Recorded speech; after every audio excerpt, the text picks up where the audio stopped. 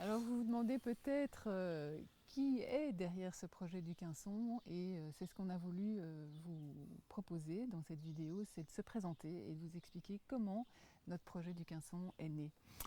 Alors voilà, moi je viens d'une famille industrielle, très éloignée du monde de l'art. J'ai grandi comme je pouvais en développant ma partie rationnelle, j'ai fait des études scientifiques, mais très tôt j'ai senti que la part sensible en moi était particulièrement touchée par un médium qui est le cinéma. J'ai été absolument fasciné par le cinéma, j'ai vu des centaines de films, j'ai adoré ça au point que j'ai décidé à un moment donné de commencer à écrire et à réaliser des films, ce que j'ai fait pendant une quinzaine d'années avec beaucoup de bonheur. Puis petit à petit, je me suis tourné vers le théâtre car ce qui me touchait particulièrement dans le cinéma, c'était le travail avec les acteurs, c'était le jeu. Et j'ai découvert une approche du jeu très particulière qui m'a parlé très personnellement et donc à laquelle je me suis formé en fait. J'ai créé Le Boson, qui est un petit théâtre bruxellois, et dans ce lieu, on a pu travailler avec tout le milieu professionnel du théâtre bruxellois à créer des spectacles, à organiser des ateliers, bref, à proposer aussi des résidences artistiques là-bas déjà, qui se poursuivront ici au Quinçon plus tard. Quand on a décidé de monter ce projet ici au Quinçon, on a débarqué ici et moi j'ai commencé par proposer des ateliers de théâtre aux personnes du territoire. Donc ce sont des gens qui ne sont pas des professionnels, mais je me suis assez vite rendu compte que cette approche du jeu qui me touche tellement, eh bien, elle touche aussi d'autres personnes. Et ça m'a donné l'idée que je pouvais proposer ça dans les séjours un temps hors du temps, qu'on a décidé de construire ensemble. Voilà.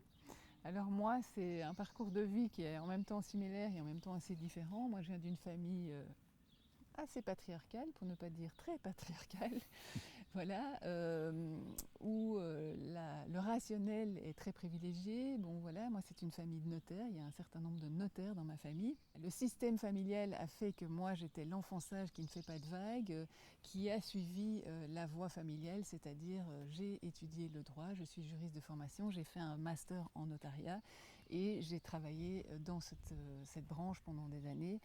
Mais au moment où j'aurais pu être nommée, quelque chose en moi a dit non mais là vraiment stop. Parce qu'il faut savoir que quelques années avant, de mon histoire, de mon enfance, j'ai quand même fait une assez grosse crise existentielle où plein de choses ont commencé à être questionnées et où finalement arriver à ce point où vraiment j'allais ou bien décider d'être nommée comme notaire ou bien choisir tout à fait autre chose, c'est ce que j'ai fait. Et donc là, j'ai continué à travailler dans le notariat, mais j'ai recommencé des études aux Beaux-Arts en sculpture pendant 4 ans. Voilà, ça a été un parcours extrêmement riche pour moi, mais aussi un peu schizophrénique puisque je travaille dans 2 univers très très différents et c'est comme ça que je me suis dit mais qu'est-ce que je peux faire pour vivre tout à fait en cohérence avec qui je suis, ce que j'aime faire.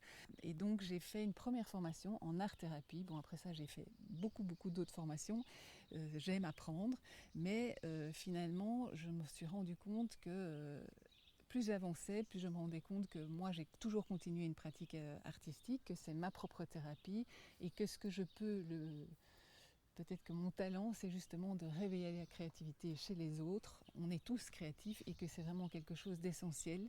C'est en fait un levier de transformation intérieure extrêmement puissant. C'est une manière de se connaître, de transformer des vécus difficiles, d'accéder à ses ressources. Quand on est arrivé ici dans la Drôme, au Quinçon, euh, on a décidé de mettre ensemble nos compétences, nos parcours, ce qui nous touche aussi, ce qui nous parle, ce qui a du sens pour nous. Et donc on a décidé de créer d'une part des résidences artistiques et d'autre part les séjours un temps hors du temps. Et là on s'est dit non mais en fait on a vraiment plein de richesses à deux et donc ce qui est chouette c'est de créer ces deux activités mais que moi en sourdine j'accompagne aussi plutôt voilà, les résidences d'écriture. En Pas tout qu'en cas, sourdine, hein. pas qu'en sourdine, mais quand même, c'est quand même toi le maestro de tout ce qui est résidence et accompagnement, en tout cas théâtral. Et tandis que moi, voilà, c'est plutôt, si j'accompagne, c'est plutôt dans les résidences d'écriture sur certains sujets que je connais bien, puisque je me suis beaucoup intéressée à un certain nombre de sujets de ma propre histoire et du coup du monde. Et puis d'un autre côté, ben voilà, de créer ce lieu un temps hors du temps pour les personnes qui passent par une période difficile, quelle qu'elle soit, et de leur proposer des activités créatives. Et toi, ben, avec cette expérience de théâtre, avec des noms professionnels, tu t'es dit, mais ça, j'ai quelque chose à y faire, quoi. C'est exactement. Donc voilà. Et donc c'est comme ça qu'on tisse. Et puis surtout, on s'est entouré d'une équipe.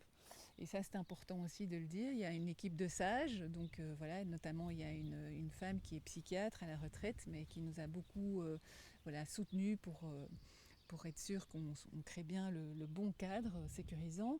Et puis, d'un autre côté, ben, il y a l'équipe des accompagnants, des gens qui ont une pratique, mais qui peuvent aussi travailler avec des publics qu'on dit fragilisés, quels qu'ils soient. Finalement, notre ADN, vous l'avez compris maintenant, c'est vraiment la créativité. Notre ADN, c'est ça, c'est la créativité, c'est tout ce que la créativité peut nous apporter dans une nature extraordinaire, sans oublier qu'on a un corps et que ce corps nous parle. Et que donc elle est au service de notre humanité aussi, cette créativité et notre chemin de vie.